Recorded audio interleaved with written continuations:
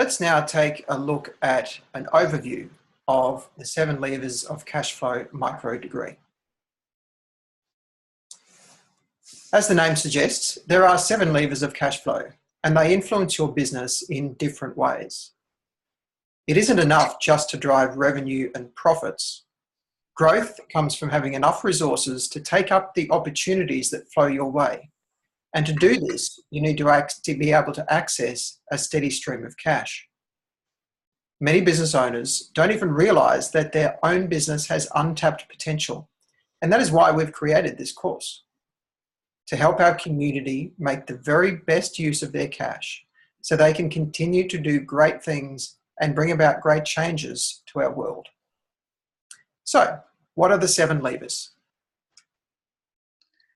The first 2 cash flow levers are those that drive our business revenue. How much money is coming through the door? The lever at the top of the wealth dynamic square is price. Typically, dynamo energy comes into play when we are determining what products to sell and how much for. Next is the volume lever. How much you sell is more congruent with blaze energy in finding customers and making sales. Note this is not necessarily referring to the profile of any one person in the business, but rather the business function itself. So revenue, how much is flowing through the door, is achieved by multiplying price and volume. Next, we need to understand the difference between revenue and profit. Profit is determined by taking away the costs of the business from the revenue of the business. There are 2 main cost types: cost of goods sold and overheads. Let's look first at overhead costs, sometimes also known as fixed costs. Overheads are those expenses that we have no matter how much we sell. For example, if you had a shop selling t-shirts, your overheads would include things like your lease for your premises. For this micro degree, we're going to refer to overheads as the fixed costs of doing business. Then we have cost of goods sold, COGS, and known also by another term of cost of sales. These costs are more variable, meaning that they fluctuate up and down with our sales. In the t-shirt shop example, this would include the costs of shirts themselves, the production costs. When we deduct all of the costs from our revenue, remember revenue is price and volume, what we have left is our profit. Cash flow is actually more complex than either revenue or profit. Cash flow is about making sure the funds come in before they need to go out again, and having the cash hanging around long enough to fund strategies that make the most of opportunities and generate growth potential.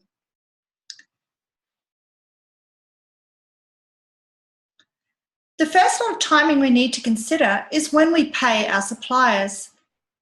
This includes all of the major bills for the business, like electricity or lease payments, as well as payment for products and materials. The length of time we take to pay our invoices is called our creditor days. Pay too early and you are not making the best use of the cash being in your business. Pay too late and you risk breaking trust with your suppliers.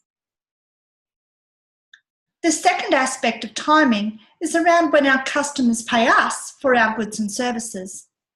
Until they pay us, any work we do for them is like us being a bank for our customers. The length of time it takes our customers to pay us is called debtor days. The third timing aspect we have is known as work in progress or stock turnover days.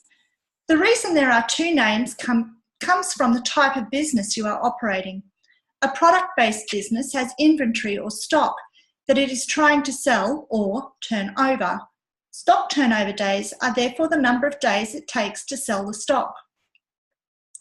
Service-based businesses measure the time it takes to complete a job. The time taken measured from the start of the time spent to when the job is completed is called the work in progress days.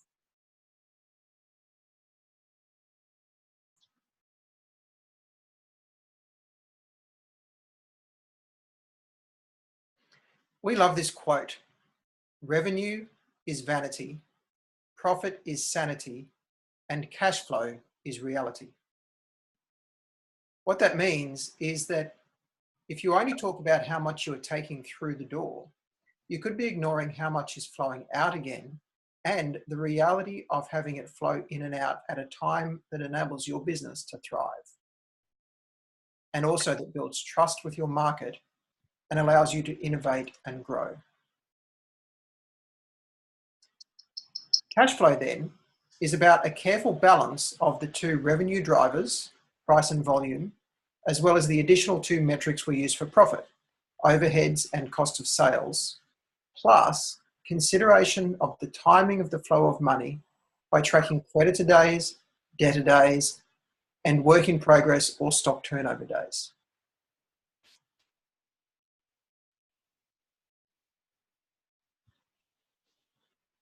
Throughout this micro degree, we are going to give you examples of how different types of businesses may implement these strategies.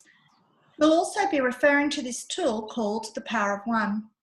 In this example, we will show you how the real numbers of a business may be influenced by how we implement our strategy. Each business is different, and the numbers for each business will show up in a different way, leading to a different strategic direction. You can see here that each of the cash flow levers has a different dollar value in terms of cash flow for this business. 4 of them also influence profit: price, volume, cost of goods sold, and overheads. Knowing how much each of these levers can influence your business can give a helpful insight into just what strategy to put into place. So if at any stage you would like to run your own business numbers through the Power of One tool, simply look for the link to the Power of One in the content sections of the lessons. Finally, we have designed this micro degree with lots of practical exercises for you and your team to work through to start making an immediate impact on your cash flow. If at any stage you need more help, just connect with us through the Cash Flow Circle on GeniusU or by dropping an email to hello@cashflowers.com. Note the hyphen.